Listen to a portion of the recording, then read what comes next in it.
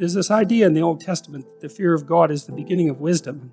It's a pretty harsh idea, but there's something really useful about it, because one of the things you see with people all the time is that maybe they're trying to stumble forward towards their ideal, as poorly defined as it might be, but then they're afraid, right? They're afraid about what they might encounter, and that stops them, because fear does stop people. It freezes you like a prey animal, and so people move ahead, but then they get afraid, and then they stop moving ahead. And that's not so good, because negative emotion is a really powerful motivator. So we're more motivated by negative emotion than positive emotion. Quantitatively speaking, you can measure that. And that's, I think, because we can only be so happy, but we can really be suffering and dead, you know. So we have to pay more attention to the negative. And that's bad, because the negative can stop you. And then in my clinical practice, you know, I often talk to people who are trying to make a difficult life decision, and they are weighing out the costs and the benefits of making the life decision, you know. And one of the things I always talk to them about is, wait a second, that's an incomplete analysis. You have to weigh out the benefits and the costs of doing this. And you have to weigh out the costs and benefits of not doing it. And that's not the same as the zero that you assume that you're starting with, right? Because to not make a decision also has a cost. And sometimes the cost of not making a decision is far worse than the cost of making a decision, even if the decision is risky. And so one of the things you can derive from that, and this is very useful, I think, is that this is also, I think, why it's so useful to contemplate your mortality, so to speak, is you're screwed no matter what you do.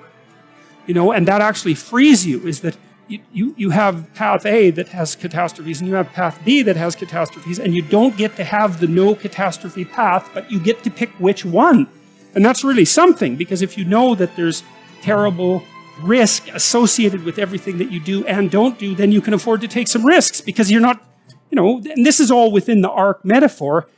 I'm still making the case that despite the fact that your life is essentially catastrophic, you can make a covenant with the highest ideal, and that will take you through it the best way possible. I'm still making that case. So then you think, okay, well, I'm trying to make this decision. I'm going to go try to do something difficult, and isn't that terrifying? And then you think, yeah, but wait a minute. What's really terrifying is not doing it. And then you think about the cost of not doing it. So in the future authoring program, we have people do this little meditative exercise, which is, okay, just think about your insufficiencies by your own definition, right? The way that you don't do what you know you should do. About the things that you do that you shouldn't do, that you know you shouldn't do beyond a shadow of a doubt, right? There's some things like that.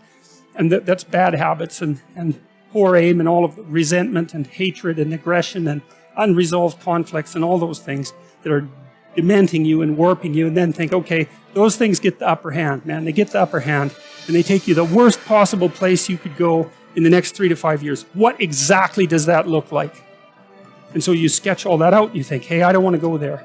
And so the next time that a temptation comes up, you think, well, it'd be a lot better for me if I didn't succumb to this temptation. It's like, that's kind of weak, eh? You'd look a little better if you didn't eat like a cheesecake a day or something like that. You know, that's something, but it's not the same as, I'm going to have diabetes and I'm going to lose my damn leg in 5 years if I don't get my eating under control. That's motivating. And so then the temptation comes along and you think, oh, how about no? Seriously, how about no? Not just because a higher good would be obtained if I avoided it, but because a terrible catastrophe would be averted if I didn't. And so, well, so you want to get your fear behind you, right? You want to get it behind you where it's pushing you forward instead of in front of you where it's stopping you. And you get your fear behind you, pushing you forward by actually thinking through the consequences of not putting your life together. And the least of those is that you waste it and suffer, right? Because you're going to suffer anyways, man. So you waste it and suffer. That's a bad deal. Because maybe if you're going to suffer, you could at least do something noble and glorious and upright and powerful and honorable and admirable and helpful and difficult. You know, that's just so much better. And maybe that's good enough so that you think, hey, you know, little suffering, it's basically worth it. At least it's a way forward, you know? At least it's a way forward. And so functional identity regulates your emotion, but you do that in concert with other people. If you're acceptable to your peers and you behave well, they'll accept you. And then they tell you all the time if you're acting appropriately. You know, if your jokes are funny, if you're dominating the conversation, if you're bringing something of value to the table. And all you have to do is pay attention to the social cues. We've been social for so long that our social nature is programmed into our biology. And so you'll be punished if you're not useful to other people by your conscience, because you're a social creature. What if you think that's all pointless? Well, that doesn't seem very helpful. Okay, so you need a sustaining meaning. Well, where do you find that? Well, you generally find it in responsibility to yourself and to other people. When I commit to something and make sacrifices, you know, if something's valuable, you'll make sacrifices to attain it. And that discovery of sacrifice, it's one of the primary factors separating human beings from animals. Because we discovered that we could let go of something we value in the present, and we would gain something we value even more in the future. We acted that out dramatically in all sorts of strange ways over thousands and thousands of years before it was formalizable psychologically. But it's a massive discovery. I can forego gratification in a particular way and benefit in the future. You make sacrifices to make the future better. Well, what if that doesn't pay off? Well, you know, think about that. You know what that's like. You endeavor to do something and it doesn't work. You're not appreciated for who you are. You fail. Maybe you failed despite your best efforts.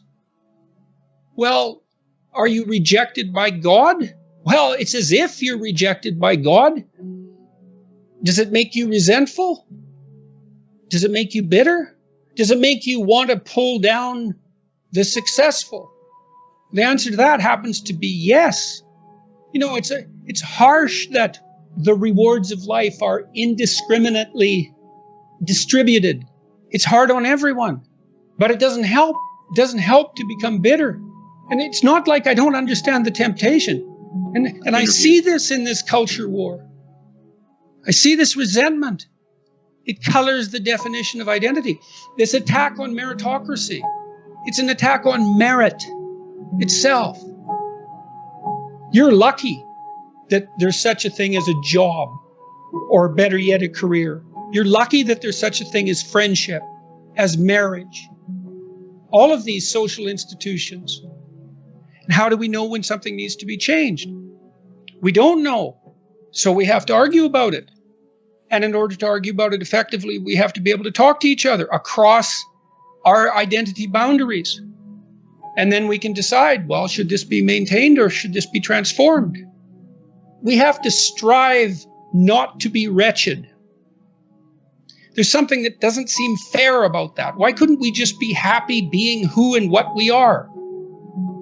Why is it that we're punished if we don't strive? Well, I don't know. We're negentropic organisms, right? I mean, we have to maintain this incredible complexity in the face of a dissipating universe. It requires effort. The positive emotion that we find sustaining is experienced in relationship to an unachieved goal. It's hope that drives us forward. We want something, and if we see ourselves moving towards that, then we're in the grip of the positive emotion that we find sustaining. It isn't the attainment. Attainment is satiating. Attainment shuts down the system that has been striving for that particular object of attainment. If you're hungry and you eat, you stop being hungry.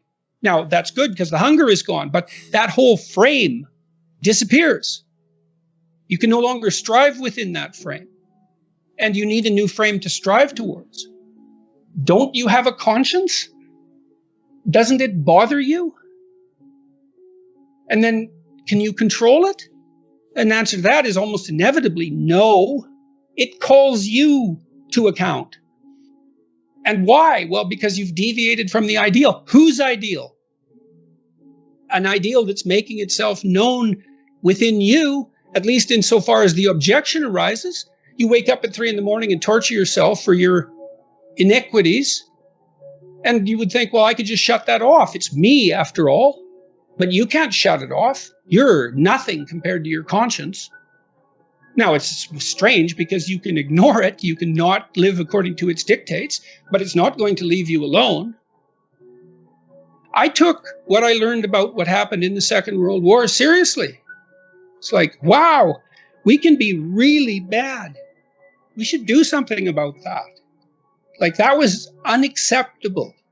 We're getting so powerful that each individual is now a force of almost unimaginable destructive power if they so choose to be. That power is going to continue to increase. And what that means is that the degree to which each of us has our act together is going to be something upon which the world increasingly depends for its maintenance. It's like, discipline yourself in one dimension. See what happens. Well, that's exciting.